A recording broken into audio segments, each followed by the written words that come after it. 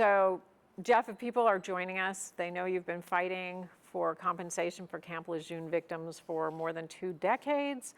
We've done stories on it, but you want to give people more information. If they want to learn more about this, what would you suggest they do? Well, I would suggest that they read the book by Mike Magner, A Trust Betrayed, The Untold Story of Camp Lejeune and the Poisoning of Generations of Marines and Their Families. This book came out in 2014. I'm sure that Mr. Magner would like to amend it and add to it. I don't know if he has yet or not. I'm in the book. My family's in the book. There's many very tragic stories in it.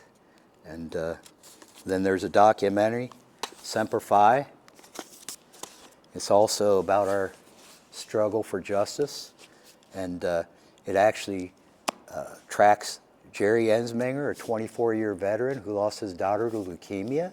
And he's a gentleman that I met in Washington around 2003. And we co-authored the website, The Few, the Proud, the Forgotten. My daughter and my wife were the administrators and built the website. And I had passed that on when I left the CAP and to a couple gentlemen, Jerry Ensminger and Mike Partain, who added tremendously to the struggle. And Mike put a timeline down for the website. And Jerry was instrumental in getting documentation from a Major Tom Townsend, who used the Freedom of Information Act and got all the documentation that proved that we were poisoned on base and before it could have been gleaned and pitched out. When did you first think, something's up, I need to figure this out? And I know you filed a Freedom of Information Act, but when did this all start for you? It was May, I believe, 27th of 2000. My daughter was asked to be part of an in utero study of children that were born in Camp Lejeune. And immediately, because my older daughter was seen 57 times on base and came down with a bone marrow disease, for years we wondered what had happened to our family. When that letter came in from the National Opinion Research Center asking us to be part of this study, I knew immediately that they were culpable of what has happened to my family. And you had to file a Freedom of Information Act, and what did that tell you? It told me immediately that they knew, because there was a letter there. I did not receive it because I had left the base by then, that told that the residents that there was trace amounts of organic chemicals in your water. First off, they were not trace amounts. They're called volatile organic chemicals. And if they would have used the word volatile, I would have been asking questions in 1985 if I got the letter. But I had left the base right at the time that letter came out and never received it. So some people on base were being told that we're still there, that something Well, wrong. they were told that there was organic chemicals. Okay. Organic in those days meant something good to you, as it does if you eat organic foods, it's supposed to be better for you. Yeah. But they deleted the word volatile, and I believe that lawyers from the DOD and Department of Justice had their hand on that document from day one.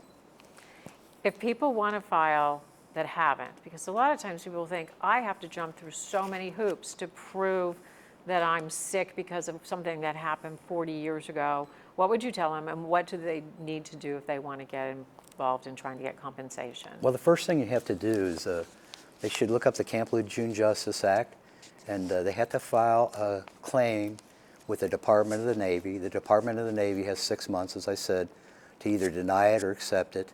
If they do nothing about it, then you have the right to file a complaint with the Department of Justice and have your case heard. Should you go to an attorney first, or can you do some of this on your own? You can do the filing on your own. If you're denied or it goes over 6 months, my recommendation would be to get an attorney, because this is a very complicated matter. Right. Yeah. And they have to do this by August of 2024. If they don't do it by August 10th of 2024, they have no recourse thereafter. Okay, and this is for people who lived on base, you would suggest they did this? People who had spouses on base, in utero, children in utero? Yes, if they had to be there on base for 30 days, any child in utero who was in the womb for 30 days and born qualifies also. And is it difficult to prove that your illnesses were related to the water? Well, there's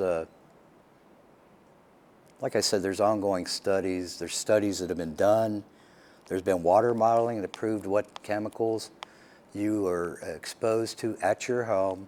As I said, my family was exposed to 215 parts per billion every single day for a year and 10 months in one base housing.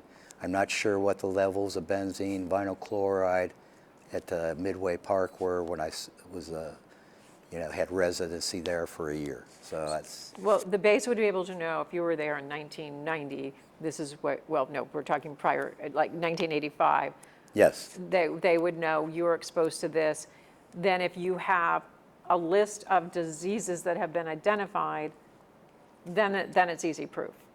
Yes, and the main thing is even if you have two diseases, you'll only be compensated for one. And once, if you take the settlement, you have no recourse if you come down with another disease later. This is finality. Right. Do you believe there are a lot of diseases that haven't been identified, though? There's no question there's diseases that haven't been identified. Yeah. As a matter of fact, they're even talking about eye issues. And my wife lost vision in one eye, and I'm having trouble with my left eye right now. I see a specialist, a retina specialist at the Cincinnati Eye Institute Friday.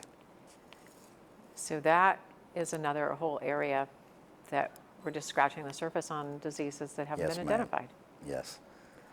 Your final word to people who need information, where can they go beyond the book, beyond the movie or the documentary? Is there a website? The Few, the Proud, the Forgotten, I believe is still up, and there is a Facebook listing for The Few, the Proud, the Forgotten. I'm sure that if they contact the government, I don't have that actual, I'm not much of a techie. I call myself Jeffosaurus.